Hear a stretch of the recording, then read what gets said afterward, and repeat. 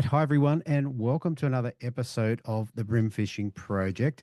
This is the monthly report for April in 2025, and with me, I've got the one and only Brett Geddes. Welcome back to the show, mate. Deethy, it's a monthly highlight now. Here it is. We 4.0, I think. Yeah, I think so. Anyway, it's Oh, been good, we've hey? been good, and I've got heaps to share. Just quickly, I want to talk about Gippy Lakes, Vic Bream. I want to talk about the prawns. I want to talk about. Oh, hang on, I got to talk about my new shirt too. Oh, that's a good one. It's a good. Oh, hang on, wrong side. Yeah. Hey, I want to talk about interesting things left field. I've got a double rig to talk about.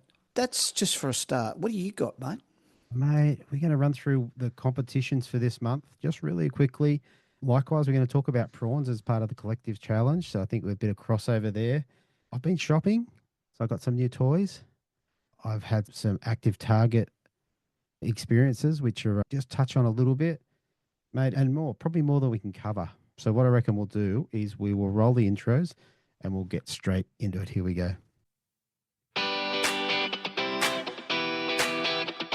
Welcome to the Bream Fishing Project. This is where you need to be every Tuesday to find out all the latest tips and tricks to help you target bream on lures.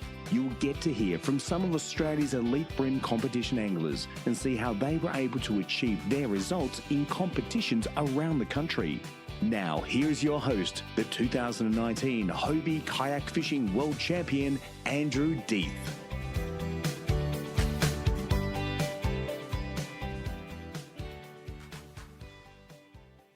All right. So, mate, so in terms of competitions and stuff, we've got heaps going on and we've had heaps going on. As we're recording this, it's about the Wednesday, the 26th, and we've had 4 competitions around the country last weekend. Busy, very busy. Leading into next weekend, we've got the ABT up on the Clarence. Now, that'll be interesting. Apparently, they've got a lot of boaters up there, more boaters than they have non-boaters. So we'll see how that plays out. Then leading into April, and I'm not sure I've got all the comps, but there's heaps of them here. We have got the Hobies. They're headed up to Foster on the 12th and 13th of April. So can't wait for that. One of my all-time favourite waterways. At the same time, the guys from Wada in Western Australia, they're at Albany. Then looks like same weekend, we've got New South Wales tournaments on St George's Basin for 2 days down there. Quite busy, yeah. And then I think we have a week off, best I can tell. And then Vic Bream will be at Malakuta for the 26th and 27th of April, I haven't checked the dates, must be around Easter or definitely Anzac Day. Yeah, that's coming up. I'm aware of that one. Yep. Yeah, so heaps going on in the competition fronts. Now, for all of those comps, anyone that's going to those comps, there's episodes recorded on those locations. So I haven't got back and sorted them, but if you go and do a search, I find Spotify is better for searching than maybe Apple. But either way, you can go back through and you'll be able to find something to listen to before you go to your event. So there you have it. That's around the country. Oh, and geez, it's been busy. Yeah, that isn't it. To be honest, I haven't even touched on Queensland. So I've probably missed out on what's going on up there. It's been a struggle, DC, to listen to your interviews, the podcasts and the collective, and also to backtrack and listen to the presentations and whatnot. And day 1, day 2, Vic Bream, and then the Hobie.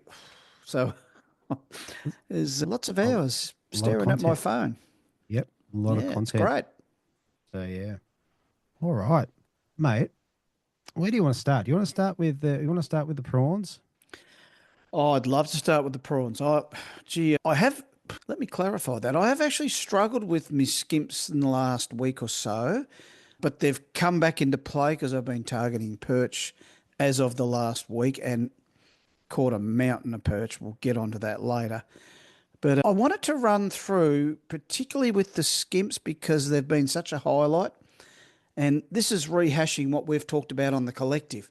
So people, if you want to get involved with the collective, we go into this in real detail and it's quite interesting. But I'm going to rehash it just to catch up and for people who haven't seen it. For those who don't know, and I'm sure you do, there is one skimp with a little paddle tail at the back, and it's got you can split the tail, you can tear that tail apart, but I tend to leave it together I find that after a few captures or after 3, 4 hours, whatever, the tail can sometimes fold on the other side.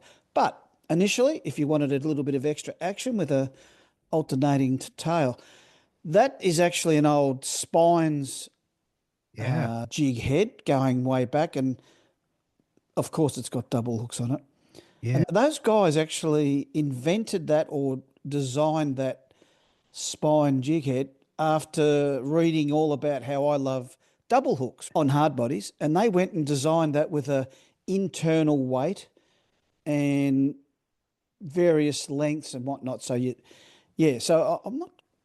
don't know if they're still going or still not sure, but I've still got a heap of them and I really rate them, Yeah. especially in snags. So I've been using them.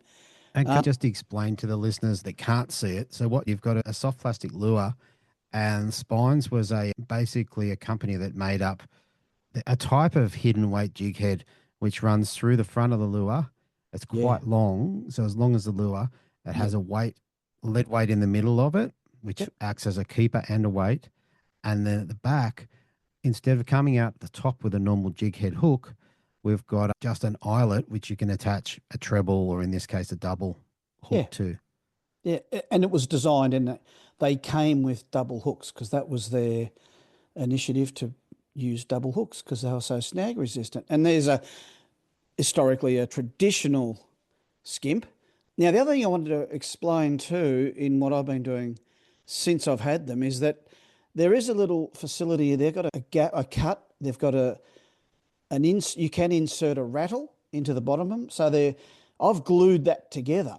I haven't got any rattles, but I will at some point. And yeah, good. Thanks, Deethy. And so that's an added bonus. You can have a soft plastic that rattles. Pretty cool. But I've found that if I don't glue that little pocket together, because it opens up to put the rattle in, after a few captures, it becomes a little bit opens up. So just keep that in mind. Even if you put the rattle in, I'd maybe even just put a touch of glue just to seal that rattle in. I'm sure that would be the case anyway. I'm not so faux pas with that. But the other thing I wanted to talk about with the skimps and any soft plastic, to be honest, this is the best addition in my tackle box is the super glue. Yeah. And all of my soft plastics, I tend to re-rig them or pre-rig them, before I go out. And what I do is I put a dab of super glue at the top, which a lot of people do, and I push my plastic up. But I also put a little dot of super glue right there in the gape of the hook. Yeah. And that gives me a little extra bit of purchase on the tail. But if you don't glue, you get pantsed so many times that the plastic becomes nearly unfishable. We're all familiar with being pantsed and constantly, but you get to a point where I know we've all been through it, is that it becomes so floppy within the hook, you have to get another plastic. Yeah. And so to gain longevity with all my plastics, and they last a long time, and quite often they last that long that I'm having to sharpen up the hook on my jig head because I've caught so many fish. And even if they get a little bit ripped and torn because I've got the glue with me, I'll patch them up on site. I'll pull it aside and I go, I don't want that to deteriorate anymore. Because sometimes you get a plastic that's working so well and you haven't got many left, and that could be your last one. If you lose it or it doesn't work, it's like stress time. Yeah, I'm really big on gluing all my plastics. And I know people mightn't decide which plastic to use until they're on the water, but generally we all know what we're going to throw and when. And so I do this at home, and so they're all done. Yeah, okay. I mean, a couple of things that you said there, you stole my thunder a little bit. Like with the prawns, I had a couple of points only on each lure. And with the hurricane, with the sprats, it was about that glass rattle slot. Yep. And the significance of that, if people don't know, is that prawns will click underwater. They'll make a clicking noise. And to be able to insert a glass rattle, which I'm going to do now if I can. So that's the skimp just fresh out of the packet. Beautiful. And Naughty's, there's a couple of different brands, but Naughty from Hurricane has has made or had these made up. I'll try not to spill them everywhere.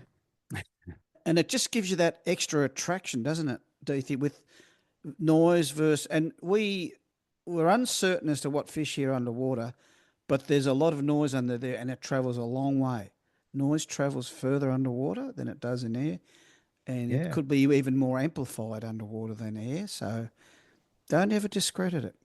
No, and I think in some of the interviews I've done over the last couple of years, just in a couple of occasions, the anglers have spoken about being able to hear the clicking of prawns on very quiet days. You can actually hear them through the boat hull. Yeah, yeah. So that little bad boy, I don't know whether we can see that, has been inserted in there. Yeah. And what I would say is I wholeheartedly agree with Brett, is when you get that in there, I'd put some glue in there and close that up. Okay. Yep. And does it envelop it pretty good, and it'd probably drop out eventually, like I think being it's gonna pulled drop out. and pulled and bitten and yeah. So I and you probably don't want made to a lose it. meal of it trying to do it around the microphone. Yeah. But okay. you can see, I don't know whether you can see, but it's right in the middle of the plastic. Oh, So shake it, Deethy. Can you hear it? Can you feel it through your fingers and audibly? I don't know whether you can hear that through the microphone or not. Not really. No, I can't pick that up. I can hear it over the headphones. Wow. But either way, yeah, I've made a bit of a meal of putting that in, but it is reasonably simple. And you can then I would glue it up like Brett said. But definitely a trick, definitely a cool trick. And you can put those little glass rattles into any plastics. You've just got to find I think the rattlesnaker, which is out of TT, is a little tool that you can use to do that sort of thing. I've seen that. And I reckon too that when I get my hands on the hurricanes, you know what, Deethy? I'm going to start gluing them to my hard bodies. Yeah. Yeah. 100%. 100%. I know a lot of them got rattles in them, but what's wrong with a bit of extra rattle? That's right. And so I'll be looking at that sort of stuff because I love tweaking things. Yeah. So there you go. So if anyone's interested in those, anyone that stocks Hurricane's going to have those, or you can get in touch directly with Hurricane, and I'm sure they'll sort you out. Terrific. Yeah. And they're so deadly on perch. Just to quickly, before we finish on the skimmers, that, oh boy, it's that gliding action. It's that, I'm going to be honest, I just don't know. You throw it in and wriggle tails all work good. They're so good. And I love the spread 85 with the fine tail and that bit of extra length for the perch and that. But when those perch get cranky or shut down and those pluck, you can't quite hook them. I throw the spread in after even hammering a snag maybe 5, 6, 8 times. And yeah, I'll try and get this on video. I'll try and film this because it's really worth seeing. And it's been a wonderful thing. But tell me, what's your go-to jig head to put in that at the moment? Weight? Because I've been fishing structure that's quite shallow, for bream I've done 2 things. It's interesting. So I've fished unweighted. So I've got hooks that I've jigged up myself, and so it's just a bare hook and in the shallows, and it can work sometimes better than other days. But the deadliest jig head I've found, even in shallow water, 2-3 foot, is I've been using a 12. Now, right. Yeah, historically, that sounds heavy. And again, we talked about this on the collective. And so what I found was that rocket sink to the bottom in that shallow water, the fish converged on it because I could see 3 or 4, 5, 6 different bream in pockets in the sand versus weed, and I could target them. Such clear water, fairly calm, and I'd throw that in and they'd converge on it immediately and even start pecking at it, and pretty quick for hookup. Yeah. If I had a lighter jig head that was slowly sinking, they wouldn't materialise on it until it got to the bottom. Okay. So I just chopped that whole scenario in half, Deethy, and I thought, let's get it on the bottom and let's just give it a couple of twitches, and pretty much that's all it took. So that was quite interesting. And then the flip side, I experimented with the surface thing. I just wanted to see if they sank much, and they was quite buoyant. And that got more reaction than a semi-sink. So it was a little bit, maybe that was a time of the month or the whatever it was, water temps, sunlight, no wind, whatever it was. That was the two scenarios. But the deadliest by far was the quick sink to the bottom. Yeah, wow. Yeah, it was really interesting. And then I heard Tony Petty at one of the comps, and I reckon it was Gippy Lakes, Hobie, and he said that he just put quite a heavy, I think he fished heavier in same sort of shallow water, and he said his bite doubled with the heavier jig head in shallow water. So Yeah, that's amazing. I've done it before. I've done it quite often before, but on this occasion, it was really apparent. It was significant for those hookups. Yeah, okay. Yeah, That's I hope very I cool. answered your question, mate. Yeah, I think so. And look, before we move off the skimp, one of the other things that I like about them is they skip quite well. Oh, I haven't had the opportunity to go and skip it under a lot of stuff because I just haven't fished those locations. But I know if you've got an undercut bank or a pontoon or something, you can slide these things in there. yeah. And then the reason I asked what jig head you use is because what I found, I use a lot of hidden weights. I would typically use hidden weights over a jig head. Okay. But if you put a jig head in these, the way that they float and glide down is something special. And I think that's part of what the attraction is. So And I'll back that up to a good mate, Brian Lazaro said, Brett, when we used hidden weights on the skimp, it almost quadrupled our hookup. And it would be action. Let me clarify that with bream, but also with flathead. yeah, wow. And you would not maybe think flathead are so discerning, but sometimes that's what it takes to get flatties. And it was a thing. He just said, that's all we did, and we stuck to it. And we went back to the jig heads, and they weren't working like the hidden weight. Wow. There's Okay. a lot of merit in what you're saying. Yeah, actually, to be honest, I think we've had a miscommunication there because I actually thought the jig head was better than the hidden weight. Oh, sorry. So that's what you were saying initially. Yeah, I was saying the jig head to me seems better, but you've obviously had a Sorry. different. No, that's all right. That you've obviously had a mate Brian who's had a vastly different experience. Oh, definitely. Oh, yeah. Yeah, And wow. guess what? The funny thing is, I'll back you up. I was more inclined to get fish on not so much the spine setup. In fact, the spine was not working nearly at all. But because it was skipping over weed and getting through a bit of structure, I persevered, but it was slow. But the 1/12 historic, the usual G head. Oh, so I back you up, even though Yeah. I misread what you're saying. No. Yeah. So I think that's valid. It gives people options.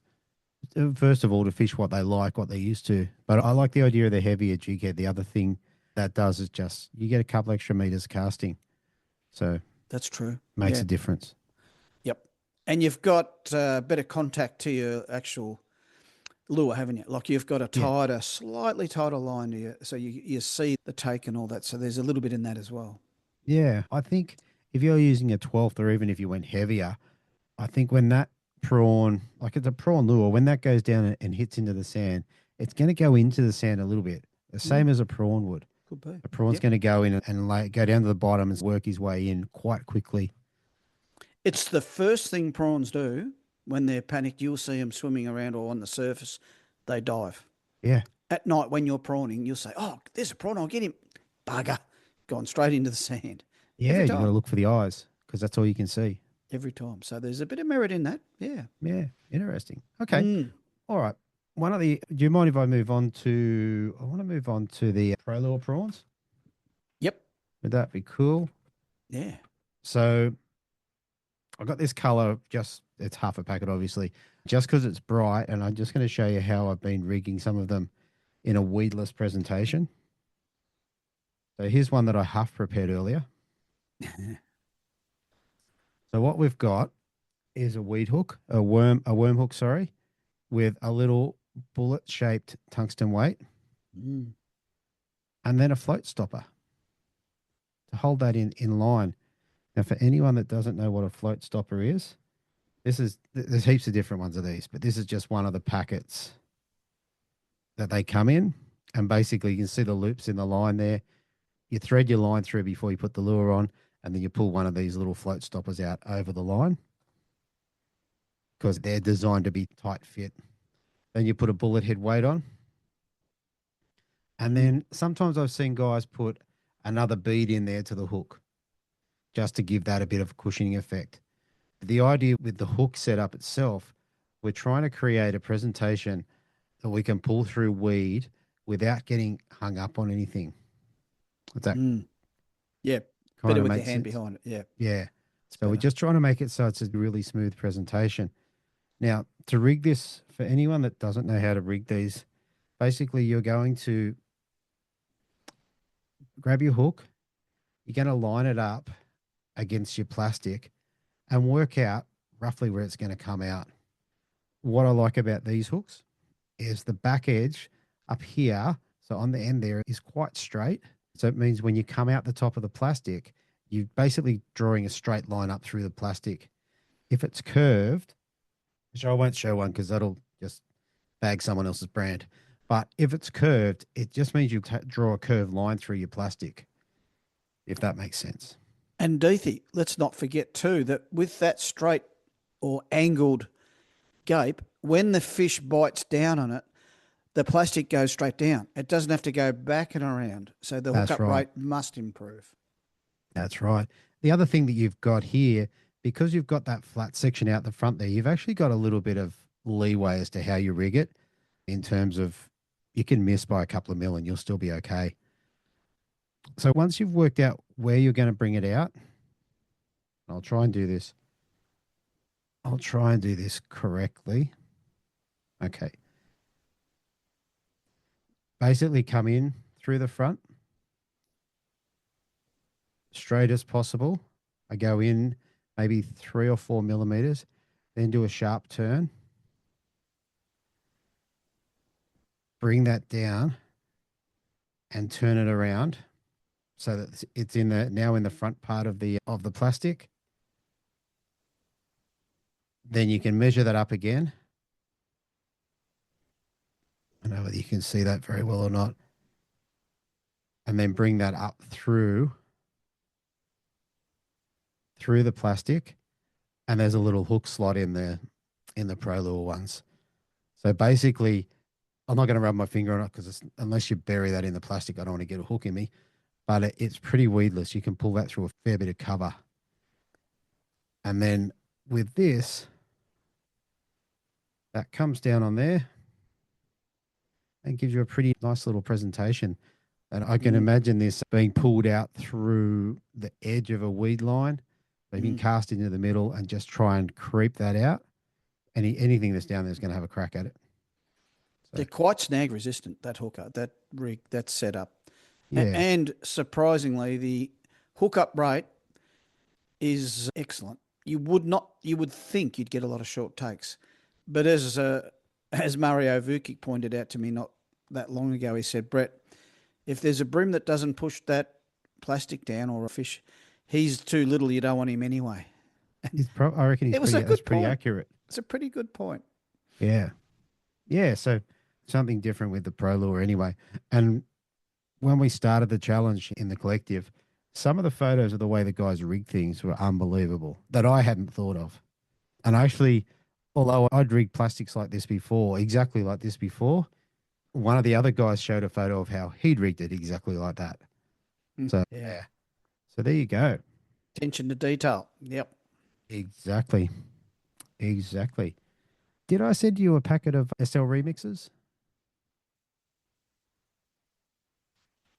Mate, I think I sent you a packet of these. Ah, yes. SL those remixes.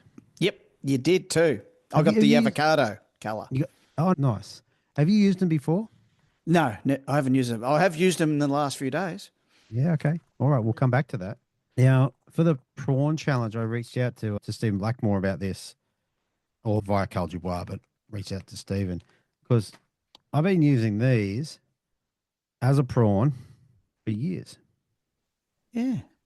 So what we do, and we did discuss this as well in the collective. You trim it up, don't you? We trim it up. I'll cut it and then I'll show you what I've done. So I cut the fins off. Scissors work better, but you can rip them. So I cut the fins off like that, just leaving a little bit there. So that it gives it a bit of a flat glide. I think it's slightly better than if you just rip them off. And what instigated that, Deethy? Did you purposely? Were you getting short takes, missing fish, or what was the thing? We were trying to. Now this is a very old packet of Tacklecraft prawns, Ah, and we were trying to make these I get you. because we stopped being able. They stopped producing them, and we're trying to remake these guys. So you made them, yeah. So we made a few different plastics into these. And I'd like to say I developed this, but I really didn't. I just took it from someone else called Stuart Dunn.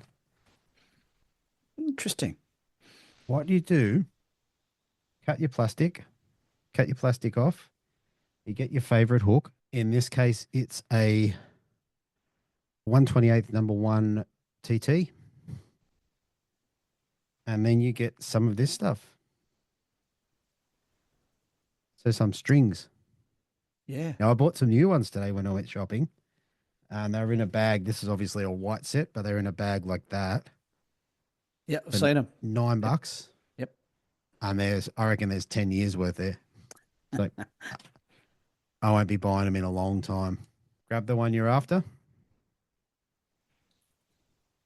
You work out, I like to go about 5 millimeters back from the front and right in the middle of the plastic. We're going to go sideways through the lure with the hook, out the other side. And you can do this on the water. And we grab a little bit of rubber and we pull that hook back through the plastic using the barb to catch the string. And this little guy, then rig your hidden weight up, is one of the best prawn plastics I've ever used. Wow. Big call. And like the skimp, I find it's best if you throw it out, you're on the flats, you throw it out as far as you can, rip it across the top, absolutely rip it, and then stop it. Just let it sink. So the idea being you catch some attention and then let it drop. And they smell really funky too. And a fleeing prawn it does raise a lot of interest because that's naturally what they do. 100%. And that's aside from the plastic itself, the way it begins. A lot of guys will slow roll these as they are straight out of the packet. And obviously they've got a lot of action in the tail there. Yeah. So, yep. So yeah. SL remixes. Got to like them. Yeah. And you said you've thrown a couple now? Yeah, I didn't play with them because I reckon they will appeal to perch. And sadly, the bite really slowed down late afternoon and we were struggling, me buddy, to get them. And so I put it on as a last resort. So that's the wrong time to try a new plastic, but there's 2 rigged and they're in the box and they're going again tomorrow, Deethy. Fair enough. Yeah. And they're soft. They're soft and they're sticky. Not sticky, they're slimy. You're definitely going to be gluing them on. Yes. Yep. And back together probably. And perch are notorious pluckers. I glue everything with perch. Every single plastic. Oh, yeah. Yeah. Quite a supple, not crazy, but yeah, good. I think they've probably got worm oil on them. Could do. Yeah. Okay. Yeah. I haven't used them enough to. So, yeah, thanks for sending this, mate. It's always nice to try something a bit different. 100%. Mate, they're a good plastic. They're a very good plastic. And I think these things, like we're going to have application for these somewhere else. I'm not sure where. But I can tell you where, because I've bought them and I've used them as legs on my homemade blades. Because you've got the traditional, you've got the Sting 37 blades and they've got the little dangly legs on them. And I've also used them as the trailing legs with the hooks. Yeah, okay. Yep. You can. So you bind them on? Yeah, and or you can glue them. You can Yeah. tie them on. And yeah, so I've used a lot of those plastics, little dangly bits. Yeah. Quite good. It's funny. You pay, what do I pay? Probably $9 $2 for it. Oh, okay. $9 for it, but yeah. Yeah. There's going to be a lot in there for me. I'll be using them for a few years.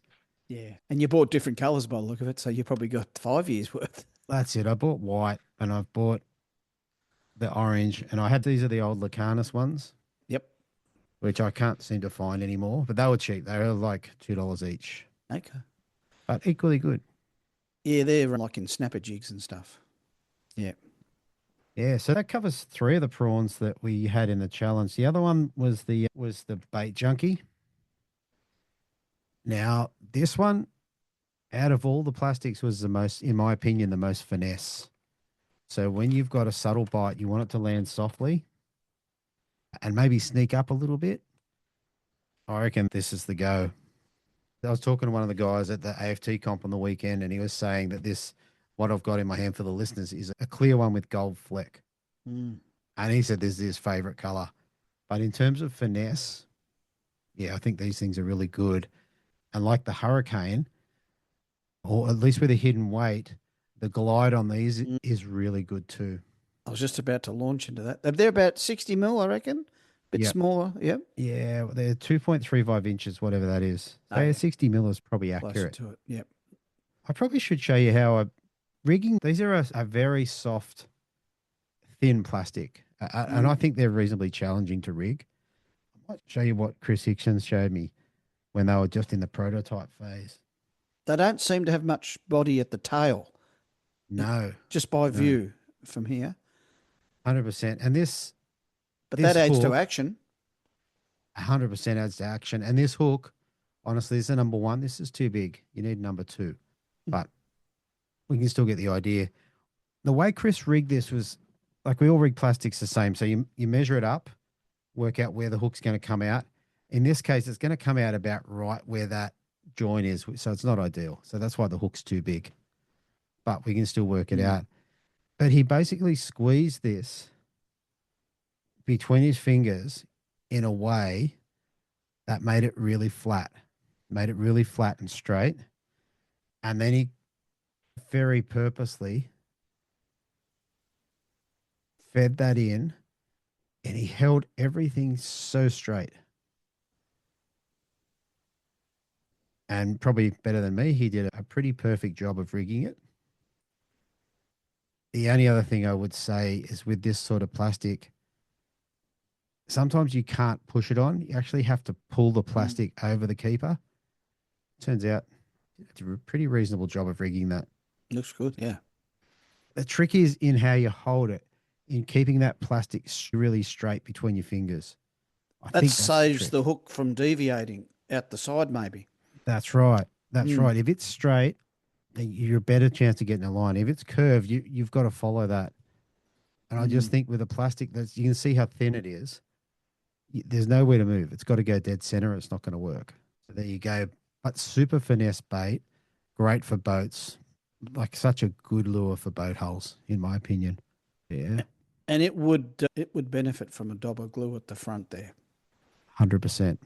100%. To give it longevity and to save those pants and being ripped, particularly. Yeah, that's right. I really gravitate towards hidden weights, but I know that some of the guys are fishing these in the comps with jig heads rather than hidden weights, and often with powder coated heads on them.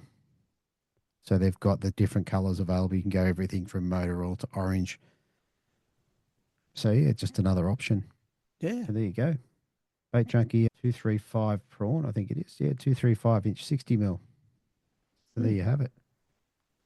Oh, terrific. All right. That's all I've got for the prawn challenge. Tell me, what's been going on? Now, you've sent me some videos. But what's been going on in your neck of the woods? I'm at work, just for the listeners. I'm at work, and there's a lot going on there at the moment. And Brett's sending me, oh, yeah, I've caught 32 today, and the best was 46, and yeah. But we like it. We do like it. Deethy, I only send them when I know you're down because you're working. There's no point in sending them to you while you're fishing. I want to get optimum hit hard. I want you at work, so I make sure I know you're at work. So yeah, it's good. I do like it. Oh yeah, I enjoy taking them to, and I get a bit of a giggle, and I do get excited. There's something wrong with me, Deethy. I approach each day. I'm off to Lake Wellington again tomorrow with me buddy, a good buddy Rick Formica, and we're going to try and reproduce what we did 2 days ago. And look, I'll get to that. I know I'm digressing a little, but I really want to just quickly mention the Vic Bream that was on recently. I want to start there because that will morph into what I've been doing. That Vic Bream, I'm still astounded as to how there are so many large black bream in that system, and each and nearly every comp they just get bigger. And the bags aren't always 2 days. I know they've been up to 13 and 14 kilos historically, and I think this time round they were more. I don't think we broke 12 kilo. I think it was 11. Hang on, let me just check. I think there was 11.81. Yeah, 11.4 for 10 bream. That puts each one of them at a hefty size. They're all over. They're all over a kilo, more or less. A kilo, all right? And that's not counting the ones you're losing and busting off too, by the way. And everyone's got a story about that. But some have got stories that are pretty sad because they've seen them and looked at them and thought, oops, that's a high for that could be 50. Oh, I just broke it off. Yeah. And you do everything you can not to and all that. But, the Gippy Lakes, and I know I sound parochial here because I do live here, but I think it's the big bream capital of the world. So it is. I was going to say Australia, and I know I've talked about this before, and I think Tassie's still there and up there too, but I caught up with Scotto James just recently, Deethy. You asked me had I heard from him, and he rang up and we had a great chat and it was good. And he's backing up what I'm saying now. He's saying like the last 4 or 5 years maybe, that the size of bream, he's not encountering them as big as he once did. Mind you, what he calls big and what we do is two different things. But relatively speaking. So anyway, I'm going to claim that the Gippy Lakes... Well, what we really need, Deethy, is when you come into Lakes Entrance, we just need the big bream right at the roundabout there, where you cross the bridge on the north arm. We need the big bream, like the big trout at Adamidibby and all that stuff. Yeah, so, I think that's a great plan. Oh, I'm going to push that. The powers that be, I'm going to start making noises about that. Maybe the big brass bream. Could, but then here's the complication. There's been so many big dusky flathead caught. I think it's moved in. I think the big bream's been nudged. Could have one at either end of town. Maybe so. Yes. Back to the bream. So that comp and the Vic Bream comp. And I love the guys that won it. They call themselves the Team Technique. Zero Technique. Yeah. A couple of young blokes. And I haven't heard of them before. No. So hopefully that's their first comp. Might be their second. But it just makes me heart sing to see a couple of, not greenhorns maybe, but they're newbies, so-called, and to win it. And not only that, they lost a big bream on day 2 that would have put them clear of the field, and I think it died on them. So it was a mad rush to get one more fish to make up the bag of 10. Oh. And they did that, but they were late getting back, so they got penalised. Right? Yes. So I think they caught it added 600 grams to their weight, but they might have lost 500 or so. I'm not sure of the sums. But have you done the interview yet? I haven't done that one. I've done Paul and Alex, and that's a great interview. That's already been done. Now they lost some fish. They had some insights, so that's a pretty cool interview coming up. Yep. I have heard a little bit about this, yes. Yeah. Yep. Yeah, so I know I did say before the interview that I'd done the interviews, but I've only done Paul and Alex. I haven't done Dan and Declan, and I haven't done the two young fellas yet. Okay. So yeah, we'll come back to that. Interestingly, just on Paul, I got to fish with him in the kayaks at Hollands. He was on his way to Bem that trip, and he said, "Oh, Brett, let's catch up. I'll come through on the Thursday and I'll do the pre-fish on the Friday." So I thought, oh, fantastic. So I caught up with Paul and we fished together for some time, and he gave me a few of his stickers to put on my kayak. And I've maintained that since I've done that, everything I catch is big. Yeah. And I caught some 46s and, anyway, that's another story. So I put it to the Melov sticker. Yeah. Did you rub it? No. But come on, you're supposed to rub the head, mate. Oh, I should. He gave me 3 and I've given a mate one, but I think the other one's going to go on the other side now. That might help me with big perch. That's my theory anyway. It could be the case. Caught up with Paul, fantastic. Yeah, and interestingly, before he come down, I sent him a message and I said, mate, gear up big. You got to go Geddes style. Yep. I'll be using 8 kilo. I don't think I'll let you come here unless it's at least 10 or 12 pound. Okay. I don't think it mattered. He had 14 pound tied on, I think. Yeah, wow. That trip he come down to see me, so. The whole leader thing came up in the interview. I'm not going to tell you how that went, but Oh, okay. it'll probably make you laugh a little. So Interesting. So anyway, we spent some time, and I saw the live scope in action too. Oh, that's another subject for another night, another podcast. I think, Dorothy, we could nearly dedicate a whole potty to the new tech and old versus old tech and no tech even. So we'll leave that for now. But great eye opener for me. It's not the first time I've seen it. I've been on boats before, used it and seen it and used it, and amazing. But he was virtually telling me when I was about to hook up. wow. I just thought, how much are these, Paul? Can you get one cheap for me? Yeah. Anyway, that was fantastic that I caught up, and he caught some pretty big bream. Yeah. 43s. I don't think I got a 43. He got the biggest bream that day. Yeah, wow. So great to see and good fun. And so there's that back, and then back to the Vic Bream is that a lot of the anglers that were catching the heavy bags were out of Hollands. And that's no surprise. There was 23 boats, I think, launched there out of the field of 55, I think, Deethy, 50 something. Yeah, it was a big field, I think. Yeah. And of course, as per usual, I have a little bit of contact with a few of the anglers prior, and I just send off messages without them asking. They don't grill me or ask for any hints and whatnot, but quite often, in fact, it's nearly every time. Before the comp, I'll send off a couple of messages, a text message. Oh, no, I struggled today. I don't think the Straits is going that well. You blokes might have to fish somewhere else. I reckon they pump their fist in the air and go, stupid Geddes. Maybe we'll have to ask them, mate. Now we're guaranteed to get the big ones. That's it. That's it. They certainly got them. Oh, they got them. And they got them out in the lake too. And even Nicky and Blair Bryant, they know that place pretty well now. And they caught some significant bream. And they pointed out that, okay, they might not have won the comp or finished top 10, whatever, but they said they had absolute ball catching 30, 40 bream. And no, that was the general comments that I've heard. I've only spoken to half a dozen anglers after the comp, and they all said the same, that just amazing fishing. In fact, there's all talking about pulling in fish and tossing over the side 800, 900 fish, not even bothered to measure them.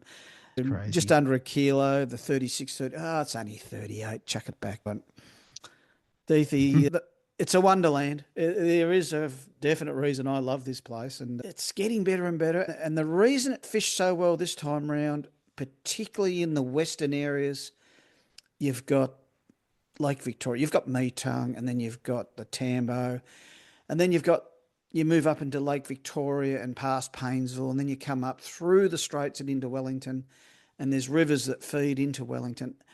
They're all running clean and pretty clear and quite salty. The salt wedge is pushed right up into the western extremes. And for years and years, I've been writing about this in Fishing Monthly and talking about it. And when that happens, look out. The place really fires. And I harp on that because sometimes for 70, 80, even 90% of the year, the water is mud in these areas. Even the Straits can be full of carp and damn mud water. You can get bream in amongst them, but it's tough. But when Lake Wellington fills up with this salty water to the point where you can see the bottom in 2 and 3 foot, it's a real change. Like, it's a total contrast because it can get so muddy and unfishable, sometimes for years on end. If you get multiple floods and they don't get a chance to clear, unfishable. And that's why Wellington, for me, is off the radar for a lot of the times. But right now, Lake Wellington is 15 to 20 minutes from home, Latrobe River down the bottom, into the lake, can launch at Marley Point. Boy, the bream and perch fishing is it's really, you've seen the videos and yes, the results. I said to Owen Pearce, I spoke to him today, and we had a bit of a catch-up chat and a debrief on the comp and what I've been doing. I says, Owen, it's that good, it should nearly be illegal, mate.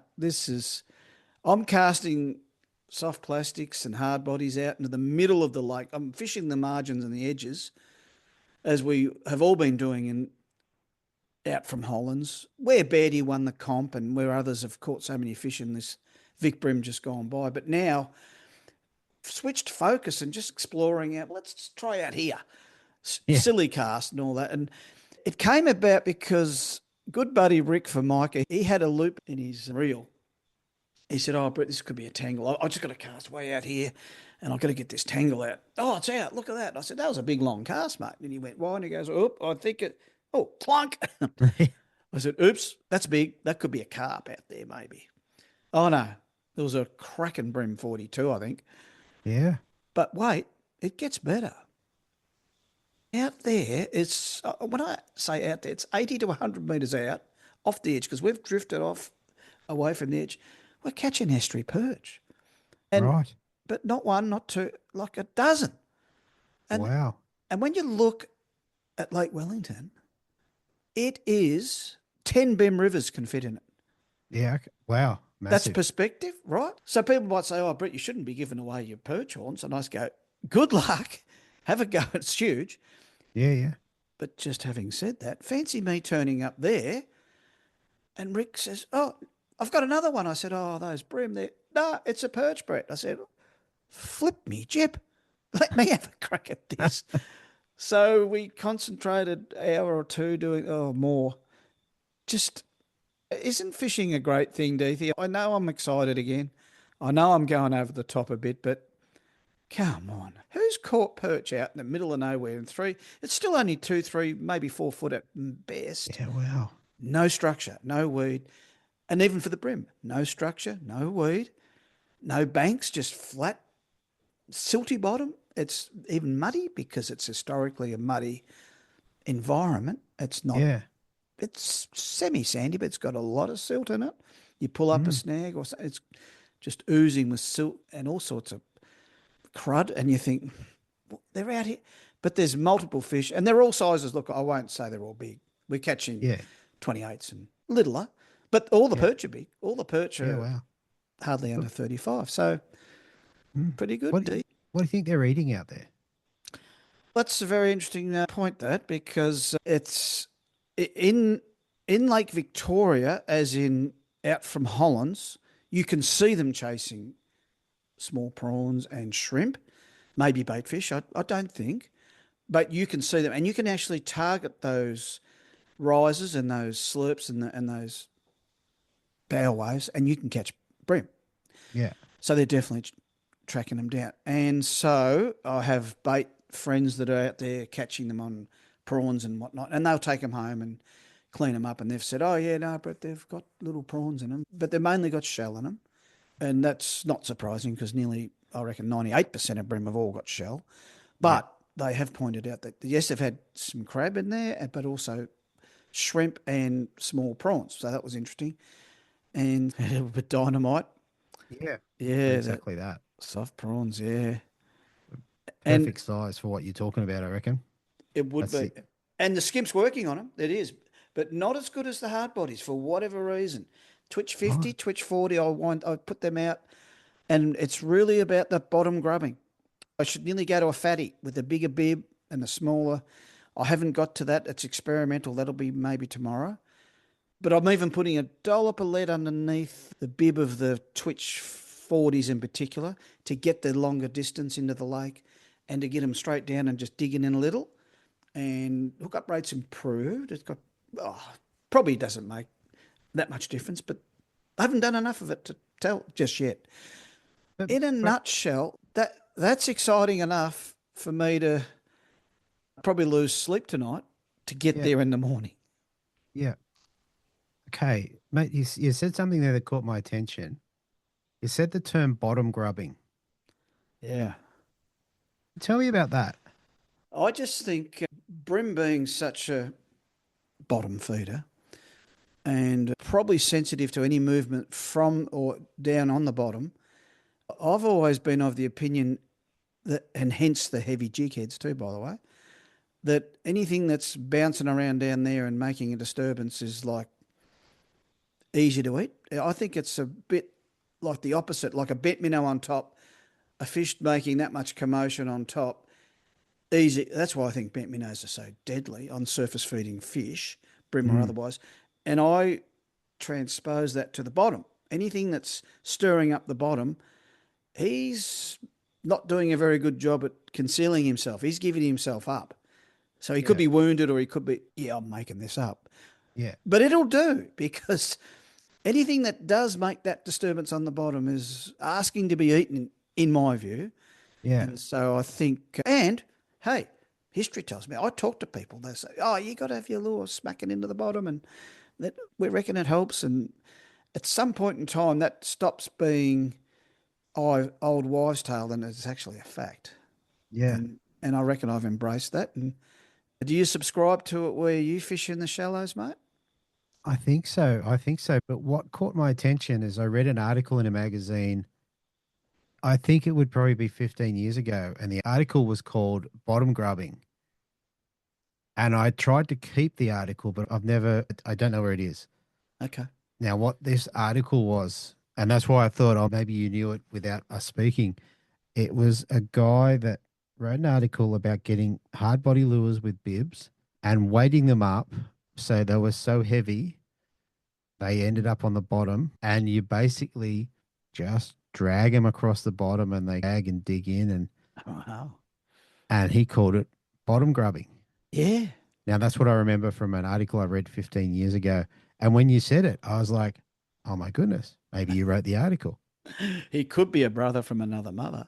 Yeah. It sounds like a Brett Geddes thing to do. I'll expand a little, and this is a little R-rated, but I actually wrote an article, I think it was for NAFA back then. It would be 15 years ago, maybe more. And I entitled it, Bottom Grubbing, Give It a Crack. So a lot of them didn't get the pun, but anyway, it's a little X-rated, but yeah. But the editor at the time, he loved it. He says, "What, mate? Love it. Got pictures? Yep. Do the story. Thanks, mate. I love it. Bottom grub and give it a crack." And I stuck to that all. And it was mainly about soft plastic grubs. Yeah. That was the bottom grubbing part, but they were heavy. It's the same sort of thing. I think there's something going on here. I think. Oh yeah.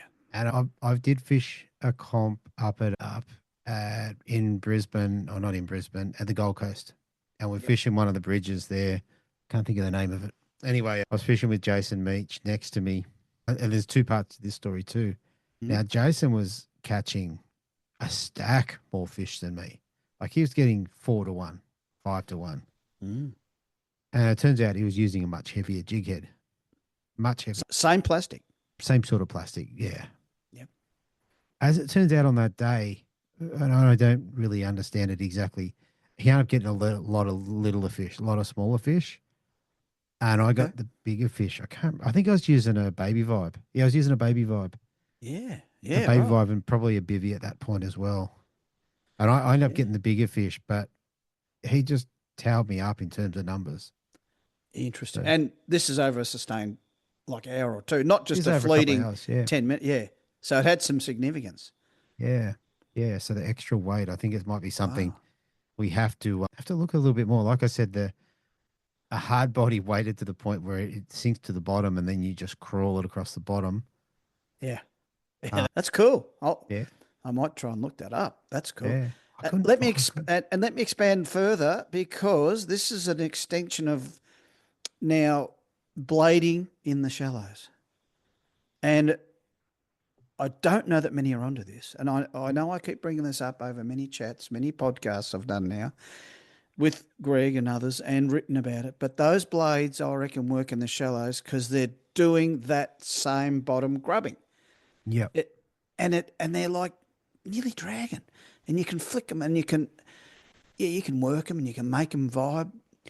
But there's 2 or 3 mates that are really onto this, and Tony Petty, I reckon he's even better at it than me now. He backed me up. No, I think he got onto it before me even. Who knows? But he's right. He says you can throw it as far as you can. Yep. And you work it, and you're on the bottom the whole time, and you're ripping it back. And if you get a couple of touches and a couple of bumps, you can slow it down, leave it. But that bottom grubbing, and it's maybe creating more noise. Everyone talks about a puff of dust or a puff of sand and all that. I don't know if I Could be. Yeah. But there's something going on. Yeah. It's a very big part of my fishing in open, shallow water. And Wow. not so much the deep. Let me think. No, I don't do it in the deep because I'm basically teabagging in the deep. So, no, I don't do it in water probably 5 or 6 foot and more. So, yeah, it's... Yeah. We might have to get a GoPro and record exactly what it looks like to see how that blade. If you're going to do it, what's your favorite blade? Are you using your own or are you using? Yeah, the stings I use are quite because it's open water, sandy, and I like the stings because they have got a really good vibe. Sting 37 Hurricane. Hurricane. Well, that's one people can buy. Yeah, so they can compare that and have a crack at it. Yeah, might see if we can get a little bit of footage of that. It shouldn't be too hard to do. Yeah. I don't know. Shallow water bottom grubbing is really...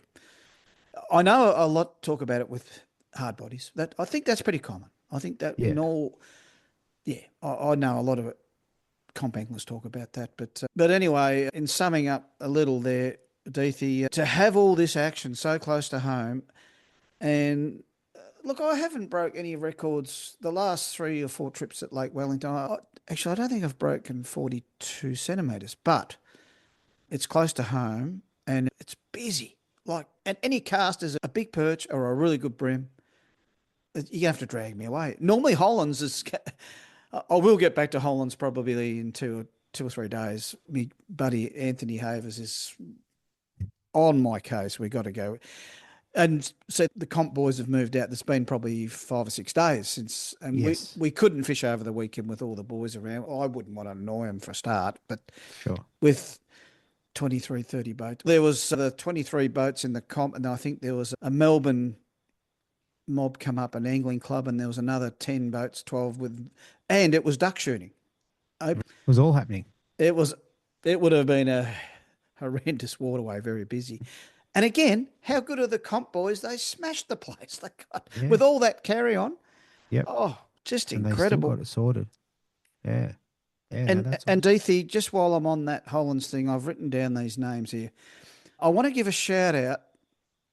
It was Team Slow Rolled. They were parked up and fishing at Hollands, launched the boat and were out for the day fishing. I think it was day 1. And while they were out fishing for the day, it was Darren and I didn't write their name, Quentin. Owen Pearce was telling me about it.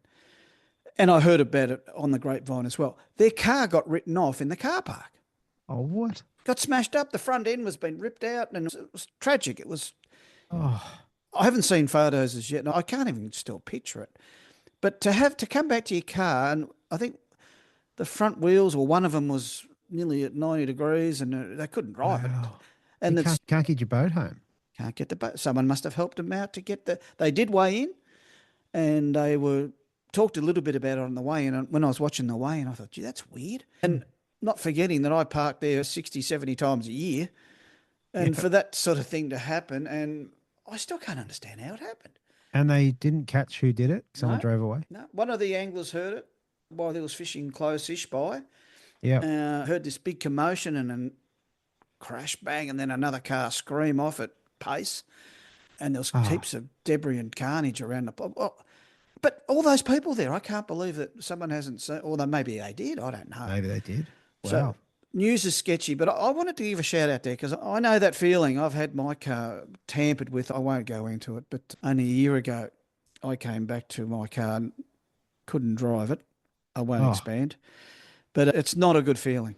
No. And for that to happen in the comp, just a bit of a shout out. Just a bit of support rubbish. there. And it was a write-off, apparently. The vehicle's a write-off. So, good. Sad twist. But anyway, outside that, fantastic comp. Vic Bream, big tick. Yeah. And fish, numbers, and just wow. And caught across the whole lake system, Meetung, particularly the Tambo area and the Nicholson Flats and round Paynesville. Peter Brukel, biggest brim, 1.85. Thank you, mother, for the rabbits. It's a big fish. Did the young fella get it? No. No, okay. No. No, Pete's Naughty tells me he's a bloody good angler, and I reckon that just about proves that he's always been up there in the Yes. comps. Yeah. Oh, well done, Pete. It's not only hard to find it, but to land it and weigh it and in a comp, Yeah. you got to be kidding. But there was also, what was it, 1.69, I think that was Paul Malov, Yeah. 1.66 and another You go- 1.66. Yeah, there was a bunch over 1.5 kilos. Fancy getting knocked off at 1.69. Yeah. Yeah. There you That's- go. So good times. And Deethy, I hope it keeps on rolling. There you go. I'll tell you a quick story. We were in a Southern Bream I think it was a grand final. Anyway, it was at the basin, St. George's Basin. And someone came in and weighed a 1.92. Yellowfin The Bream? next team that came through came and weighed a 1.93. Yellowfin Bream? Oh, it could have been blacks. I don't know. They get both there. Yeah. Oh, yeah, okay. So 1.93. I know. You're like, I remember them Jeepers. going, we don't think it's big enough. The 1.92, they go, don't think it's big enough. That's crazy. How Double insane is that? crazy. That is insane. So, yeah. Interesting. It wouldn't have, fancy getting done by one. Oh, hang on. Is it 100 grams? 10 grams. 10 grams. 10 grams.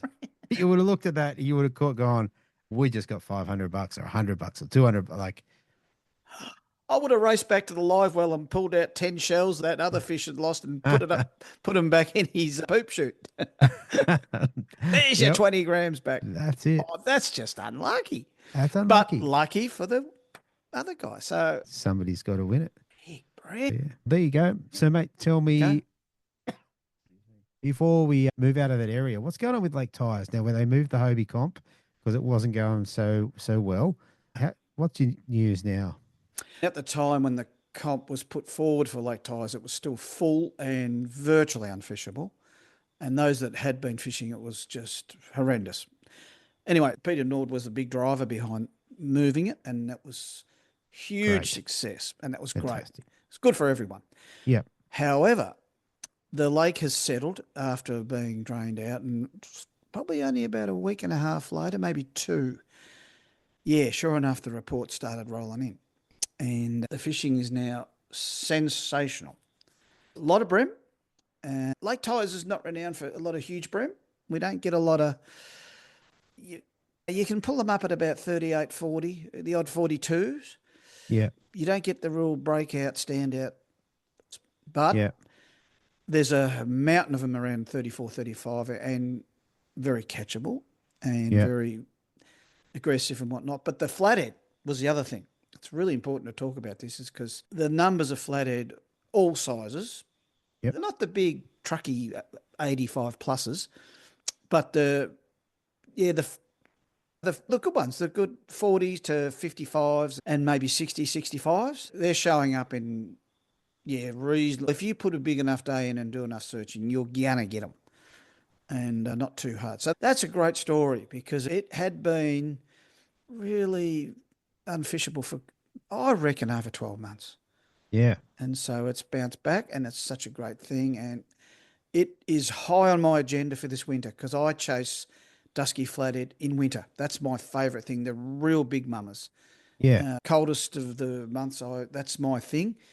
And I do it. I do it in Gippy Lakes as well, but I love doing it at Lake Tyers. And I've got 2 or 3 years behind me where I've stacked, like big days, big fish, big numbers, 20, 25 fish, all over 60 and 70 up to 90, 92. Wow. Yeah, it's amazing. So to answer your question, yes, she's really back on the agenda now. So I'm looking forward to it, getting back there. Yeah. Okay. And I'm going to ask another question that came through the collective just this afternoon. Now, it's actually a big question, which I don't think we can get right through, but I'll ask.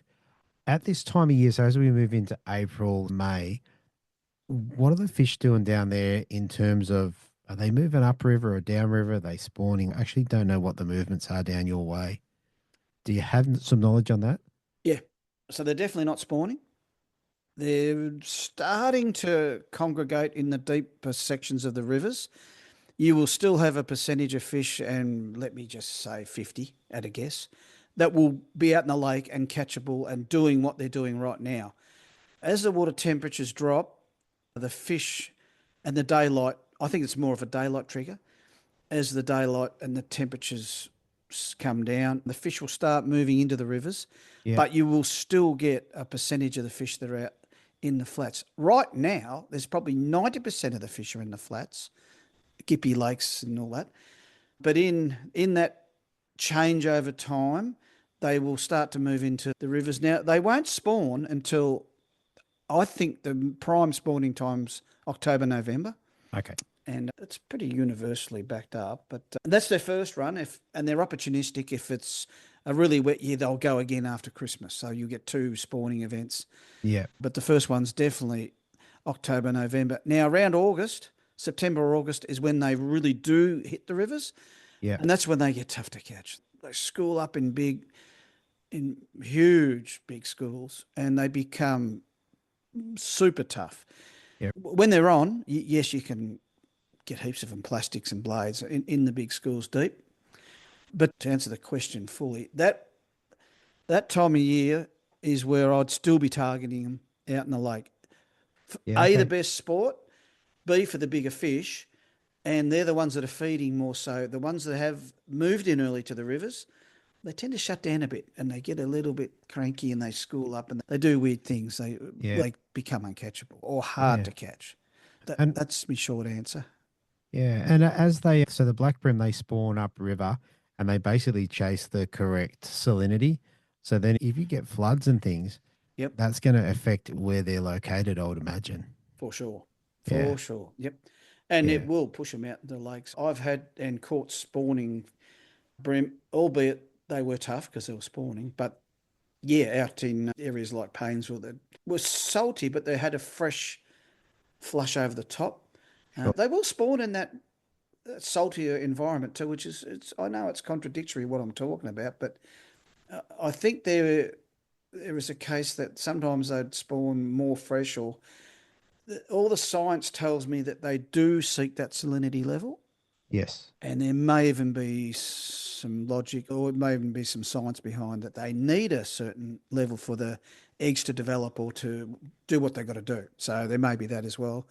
Yeah, but they definitely are very mobile into the rivers that time of year. But it's October, November but they do get tough to, I reckon, 6-8 weeks prior to spawning. I call it they all get together and start sussing each other out.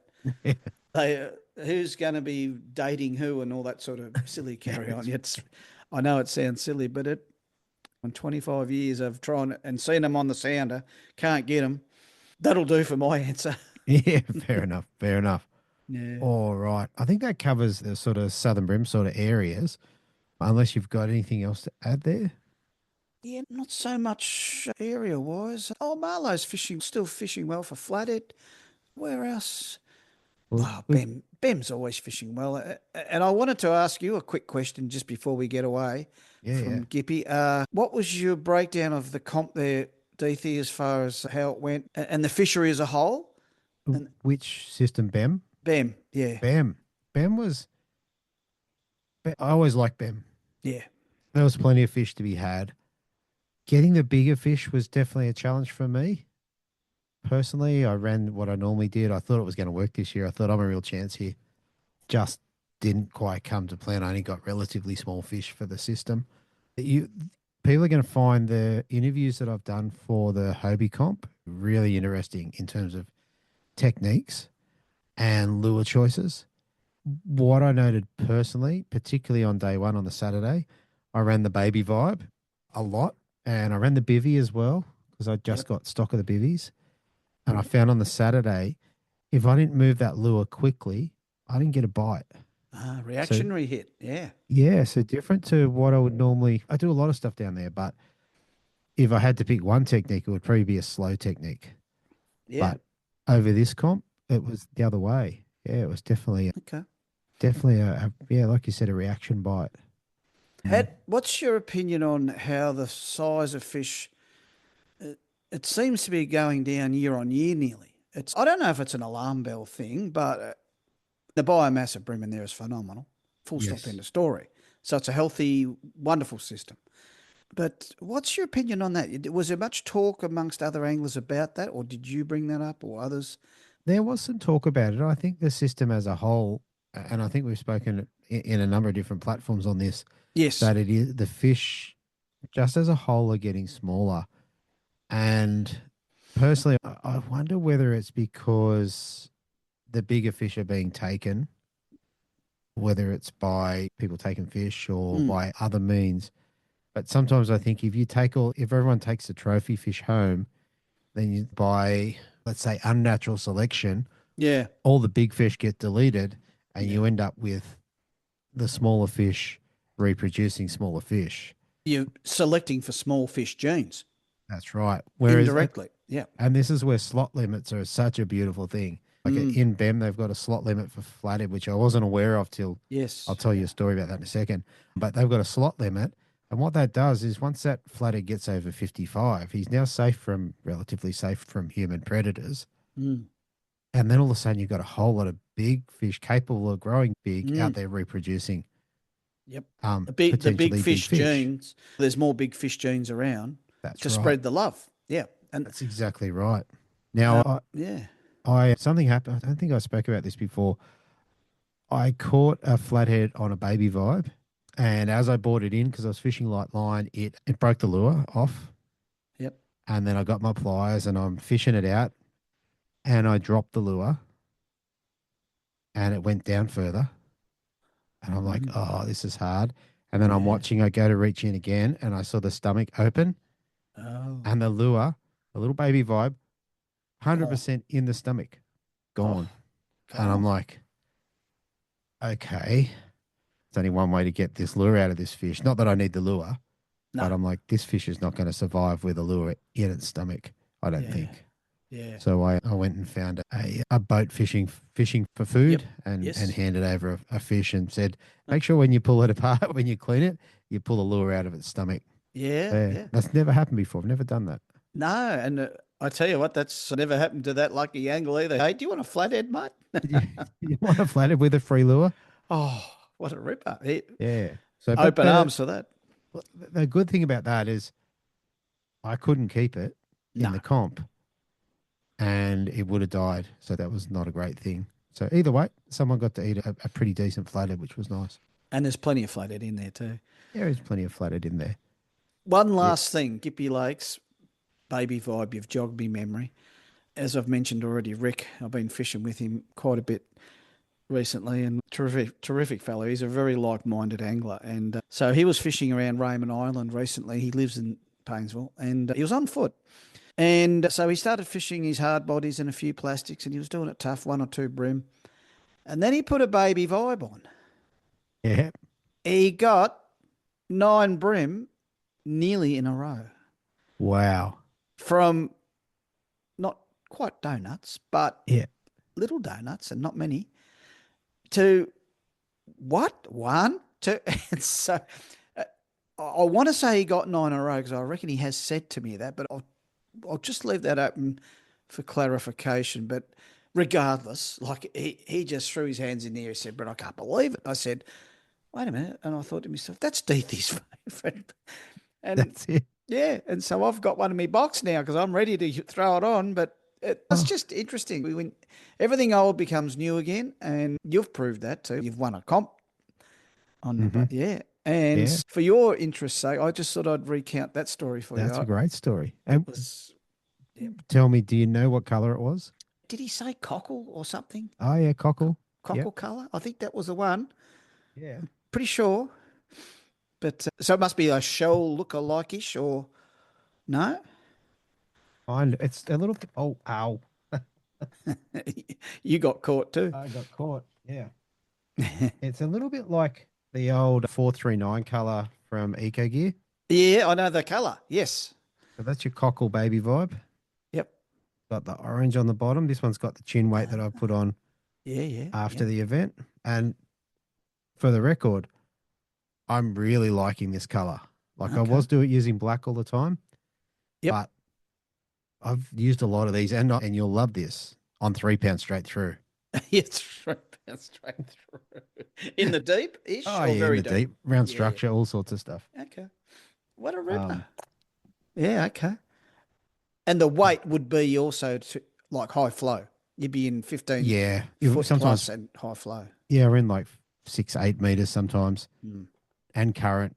But what I'm finding, I've fished a lot of bridges with them lately. And if the tide's up above the oyster line, you don't need the weight. Okay. If the tide's below the oyster line, you need the weight to get it to the bottom. Ah. Because I think, and my thoughts are they're feeding, they're up high anyway, Okay. or they're on the bottom. Interesting. Okay. Yeah. I knew you'd like that one. Oh, it's a great story. I love it. I'm happy that it's that colour too. I think I'll get pics too. I'm with Rick tomorrow, so I'll hunt that story down and I'll get pics. That could be part of the porn I'll send tomorrow to you, mate. The fish fair porn. enough. We'll have to send him to Adam at fishing.com.au. He'll be so happy. He will be. He will be. Fair enough. Mate, I've been shopping. Oh, do tell. So, Or do show. Oh, mate. And tell. I watched Morgo's Tackle Fridays the other day and he showed me a lure and I was like, oh, I only get it at Tackle World. Okay. I toddled off to Tackle World and I remembered a couple of things. My grandson, he wants to catch a squid. He's 5 and I want to catch a squid and I haven't done it for a while. So got a couple of new squid jigs, a couple of new Yamashitas. Yes. Yep. I got them very ones. Yep. Same color and all. So the reason I'm showing you that is next month, hopefully I can give you a report and show you a photo of the young fella holding a squid. Beautiful. That will be cool. Yep. Now, good to see. So as like occasionally when I'm not chasing bream, I'll go and chase mulloway. Yes. And there's a guy and I don't know his name, a guy out of Queensland or Northern Territory, somewhere up there, that has developed a soft plastic, like a glide bait sort of thing, to target barra. And Morgo had some of them because he loves his barra because he's Steve the Barra Morgan. He is. Yep. Anyway, so he's got these panic station plastics. Look out. And I do big lures sometimes. So I have a few sizes. So I've got the 4-inch, which is the baby one. Yep. I have whatever this one is. This is the 6-inch. Nice. And then out of the packet, I've got the 5-inch. Yeah. Look at the tail on it. Yeah, that's a lot of action there. That's a lot of tail. There's some cool features on this. And I am stealing some of Morgo's content here. Yeah. They basically have these BKK hooks on a swivel and what have you. Oh. But there's a little magnet there. Yeah, it's pretty cool. That's pretty cool. Okay. I have extra eyelet for, I guess there's two parts to this. Different toe points, toe points, or potentially another hook on the top. And wait a minute, there's a toe point underneath as well, the chin, yeah. I think that's a chin weight. Oh, chin weight, okay. Yeah, so somewhere to hang some weights to get it down. So there's that. And what weight are they? They're sinkers. Slow sinkers. This one, 6 inches, 72 grams. Oh, yeah. Okay. The 4-inch is 26 grams. Oh, this is 6 inches. So this is I thought I got a different one, but it's the 72 grams. Oh, yeah. Okay. And they have, I don't know whether you can hear this or not. Oh, I couldn't pick that up. Not so much. Okay, they have a decent rattle in them as well. Okay. So love the magnetic hookup too. That just aids. Clever. Yeah. And Deethy, it's a soft-bodied back end. Has it got it's not a hard-on soft. No, it's not. It's got a lead weight in the front. You can feel it's weighted. Yeah. And he developed these for use with forward-facing sonar. And with the active target that I've got, active target 2, which I'll dive back into in a minute, I'm like, I wonder if I can go and throw these for a mulloway and potentially watch them come and eat it. Oh. Don't know. Oh, I think that's on the agenda. Mate, so yeah. Oh, and Deethy, let me butt in, that's multi-species. Flathead would destroy that thing. Oh, Flathead, come on. It's a mullet every day of the week. Yeah, I love it. So, yeah, I think they're a relative, like they were 30 bucks each, those. So not cheap. No, but you get longevity out of them. They'll last multiple fish. Oh, and hey, if I got a decent mulloway on it, I'd pay yeah. 30 bucks to get a decent mulloway. So, yeah, You'd I nearly reckon retire the lure if it was a real big one too. Yeah. 100%. Yeah, I'm excited about them. And I bought Color wise, heaps of great colors. I got 3 different ones. So I got the black gold one. yep. Oh yeah, I like the sparkle in that. Beautiful. This one here. Oh, so this one's called Espresso. Okay. This one is called Alive. Yeah. And the one out of the packet, which is that color, is Pearl. Okay. And it doesn't matter where they were made. Are they Aussie designed? Yeah, 100%. They were designed up in Queensland, I think. Cool. So, yeah, Panic Stations. Got to go to Tackle World to get one. Yeah. Interesting. Well, I think you can order them online, but visit your local Tackle World. That'll make them happy. Lovely. And, mate, one more thing at the shop, in the shopping, because I like funky stuff. And I showed the little, I don't know what to call them, but I bought these little ones out of Smith. Daniel. So Smith Daniel, they're just a little slice or I've been told that they swim very erratically. So basically, I think sink them to the bottom and then twitch them back, or I don't really know. Okay. But I thought I'd give them a crack as well. Yeah. Interesting little toe point there and all. Oh, yeah. Okay. And that was, So I walked out with a little bit less money, but feeling much happier about life. You love shopping. You got to. That's right. So, yeah. I want to talk about one last thing funky wise. Okay. I like funky. You like funky, so let me bring that up. Here we go. I've pulled this one out of my tackle box. It's already rigged up, ready to go. Now, this is a double rig. So it's... You did have this. It's aimed at perch. I've caught perch with this rig, by the way. I haven't caught bream yet, but I haven't thrown at bream yet. So what it is, it's a Sprat 85 at the front. Yep. The curly tail, Sprat 85. Now, I've rigged it so that what I do is I tie another leader on the bottom here. And what I do is I've wound on a little bit of fishing line and glued it in spots. So I have another or a hookup point with another leader back here. So here comes a line off that hook, and I go down to the second lure, which in this case is sells a smelt fly. Yep. And this is me perch rig. So, and this very rig has caught probably only 8 or 10 perch. And so the question is, have I caught 2 at once? No. Yeah. But I'm busting to do it but it hasn't happened. Which one's worked the most? At this point, it was the plastic. Yeah. I've still got 2 or 3 at the back. I dropped a few fish too. Yep. Didn't tangle when I was casting. Retrieve rate was fine. Still experimenting with jig head size. But you can see that and I think in comps too, I think you're allowed to have a double rig. Is that right? I don't think there's a problem with that. In every system or every state, there's a maximum amount of hook points you can have, which obviously that doesn't exceed. No. So the other thing there to experiment is the length of the leader from the initial hookup lure. In this case, the soft plastic. So, I've been talking and experimenting with this for only for a couple of years, and I talked about it at length with Tony Petty. Yeah, okay. And he's already done it and tried it. I think he did it at Malakuta and Bem, and it worked, but still no double hookup. I think in time if we fished it long enough.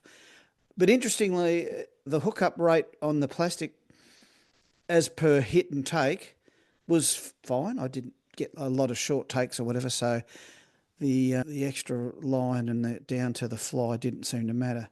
I have also put another soft plastic on the back, but it was inconclusive. I didn't catch any fish that particular session. Sure. So anyway, this is relatively new in the funky Geddes stable, but I'll be persevering because I love new and I really want to get 2 fish on that rig. I think once I've done it, I might maybe not do it. Or if it turns out to be good funky, I might keep it up. Yeah, yeah. I Anyway, think that was just something to throw up, and maybe people want to experiment with that. yeah, yeah. Something a bit different. Definitely different. I spoke to Anthony Wishy last year on the Australian Lure Fishing podcast, Oh, yeah. and he was running poppers with a fly behind it. I think it was a fly. I'd have to go back to the episode to listen to it. Yep. But same sort of deal, out behind it. Not quite as long, not quite as much distance there. Yeah, yeah, okay. And look, that's an extension of fly fishing where you've got your indicator down to a nymph. And sometimes the indicator's buoyant and dry, or it's just a bit of wool or just a float. But yeah, so that's an extension of that. But very important too, because sometimes you need that surface action to get the fish attracted, but they're not quite wanting to take off the top, and they'll look at the item underneath. So Yeah. I haven't thought of trying that one, so that could be next. Yeah. Well, there you go. Like There it. you So, go. yeah, so that was my little funky thing for this month. Do you think? Very good. Very good. Mate, I've got 2 more little things before we probably should shoot off. Yeah. The first is active target. Now, I've just got that. I'm just starting to get that dialed in a little bit better, starting to work it out. Okay. I've got it on an Australian transducer pole, which is Dan Payne. And so Aussie transducer poles out of Queensland. So really unique kind of setup in terms of the round balls, but really secure. So it's quite a good setup for the Hobies.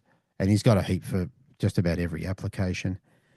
But what I want to do is say the active target, they did an update last week, and it's phenomenal. The change in the quality was quite large, quite a significant thing. And I did take some video today, but I didn't have time to process it before tonight. But hopefully next time I'll have some visual stuff that I can show up. But yeah, active Explain target. the update part of it, mate. Is it new technology? Is this as a new, or is it an add-on to what you've got? Or Yeah, it just made it better. So forward-facing sonar, it's just clearer now.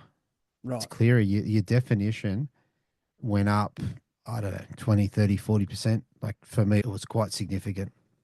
Okay. So for me, like, it was a bit more plug and play than what Okay. it maybe has been in the past. And mate, just before I tell my last story, is there anything else you wanted to cover off on?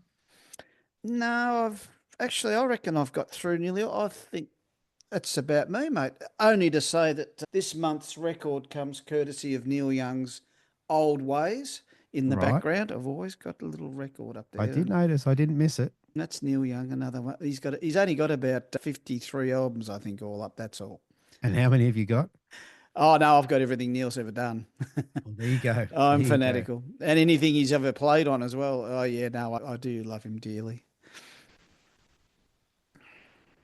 Yeah, there you go. Mate, to wrap the show up, I've got a little story.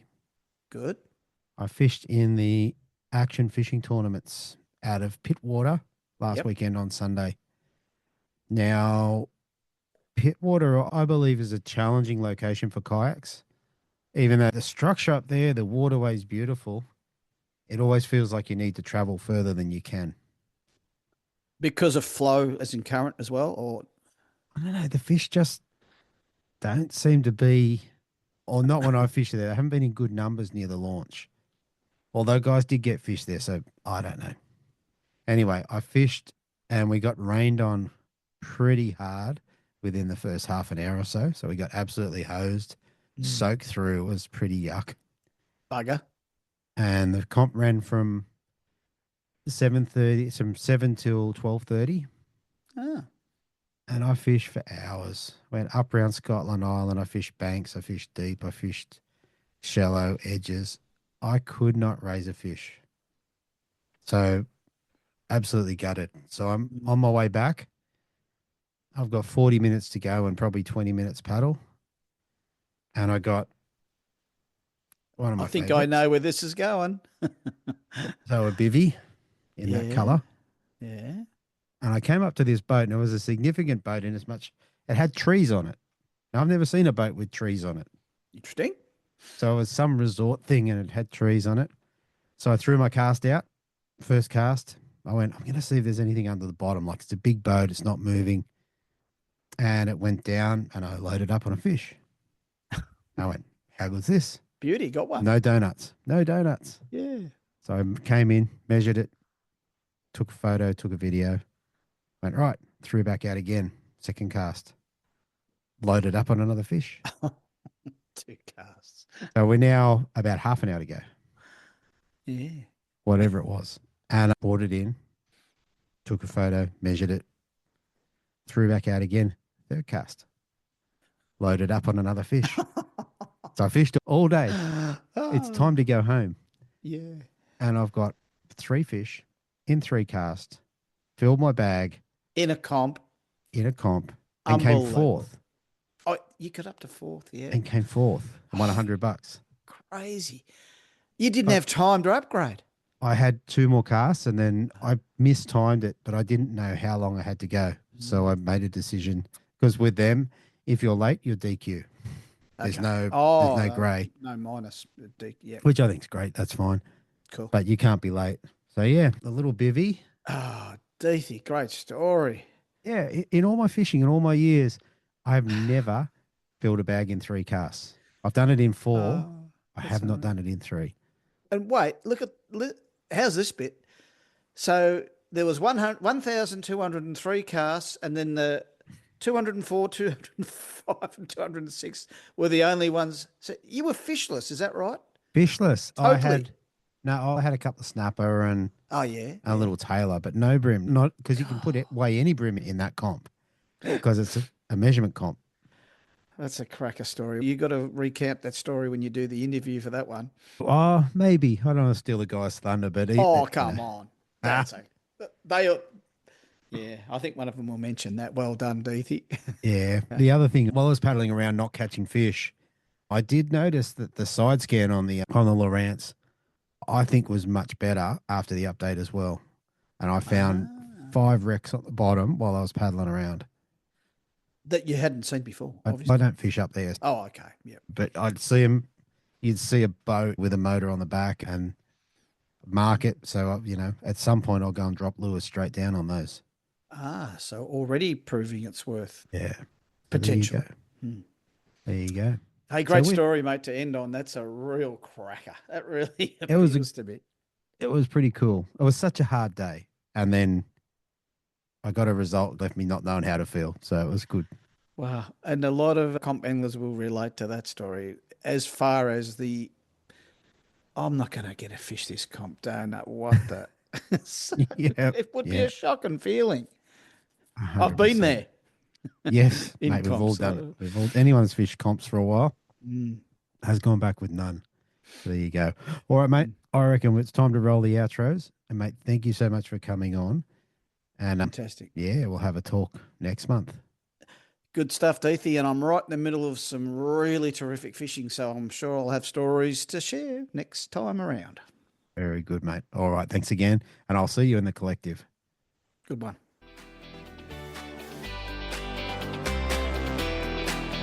Thanks for listening. Hopefully you were informed, inspired and entertained. If you were able to learn something or just enjoyed listening, please consider subscribing and rate us on your favourite podcasting platform.